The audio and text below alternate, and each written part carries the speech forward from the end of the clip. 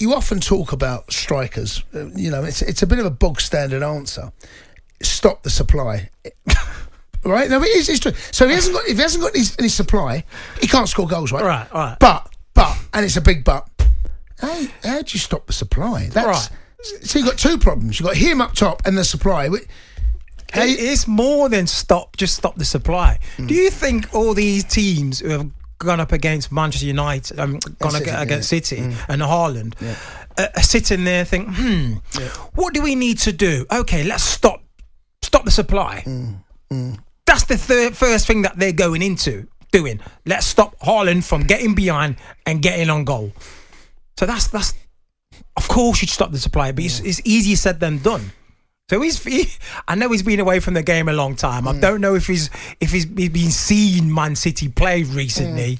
But stopping the supply is not as easy as it sounds. Oh my God, it doesn't even sound easy. But we saw West Ham midweek, actually, that for the first 45 minutes, or for large parts of it, I felt West Ham did well. You can do well. 45 minutes, you can give all your energy to stop that. But as a team like Man City are that good, 90 minutes of concentration, full press, stopping Man City, it's more or less impossible. There is going to become times in the game where you're out of position, you're a little bit leggy, the concentration slips, and they will capitalise on points. We saw that with the set piece, actually, the Nathan Ake goal, right? So if you are set, so that from set pieces, everyone is in their position, everyone's goal side. So you would have thought, actually, we're now nice and compact. No one can break us open with a lovely piece of pattern of play. But they managed to find a way, Manchester City, and I've seen it too many times with United, Arsenal, Chelsea, Liverpool over the years. Find a way when things are difficult, and Man City midweek, in the end, they kind of coasted. But they chip away at you, Cundy. They chip away at you, keep chipping away until all your armour's down and you've got nothing left to give. And then they just go on and that extra little gear when they need to, that next gear, and then boom, next minute. Here's a question. Do you think Sam will change the shape of the team? Do you think he'll go into this and maybe go to a five at the back? Do you think he'll... I can't see...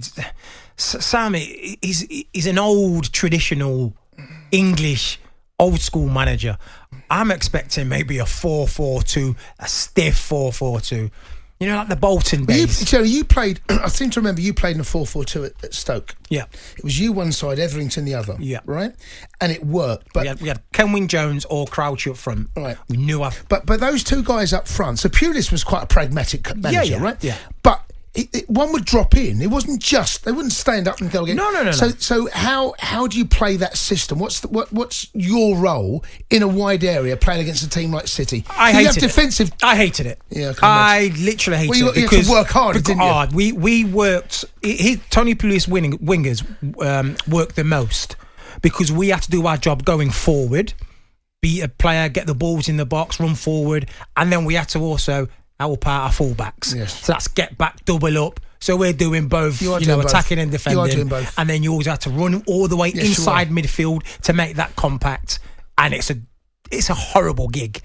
But that's what he had you doing. And it was hard. If you get it right, it's very, very difficult to break down. That's why nobody really liked playing against Stoke, especially at the Britannia. So they under the previous gaffer, they played a 3-4-3. Sam does like that traditional 4, has played, but he might want to mess. He might want to play a 5. Might want to play It'll be interesting to see. Yeah, it'll be interesting. But I think a 4-4-2 with a target man. So what you can't do against Man City, you need to have an attacking threat. You need to be able to, because if it turns in like a training ground defence v attack, you can't get out. A little bit like Chelsea, the periods against Arsenal. Yeah. If you show no attempt to get out, the game has a pattern. And players in the end start sitting because the game, you could be in your own half for like 15 minutes. You might not get out 15 minutes. That's dangerous. You need to be able to have an outlet. You need to be able to get up and join.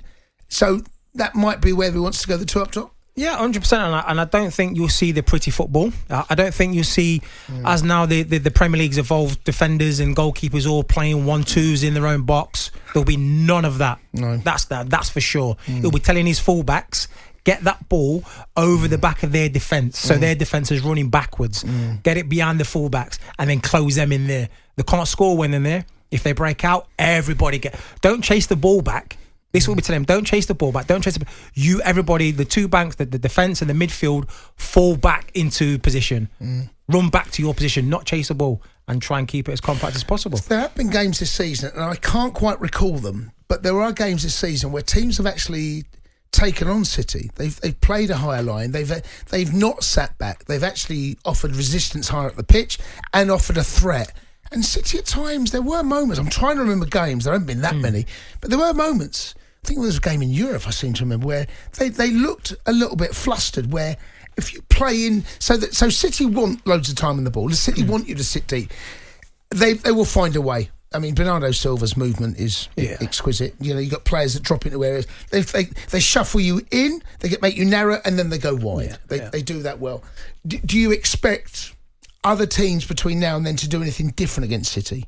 I think if you've got a better team than probably Leeds, then I would say, look, the best way to defend is from the front. If you've got the personnel, you know, good attacking players, I say defend from the front. That's in my eyes, it's always the best way. If you're defending from the front, you're keeping them in and they're not getting out. If they lose the ball, you're already in their half, and then it's easy. You don't have to break down the midfield. You don't have to break down this and that. You're already halfway there. So that's why when you see teams who are brave and go to attack them from the front, seem to get a lot of joy sometimes.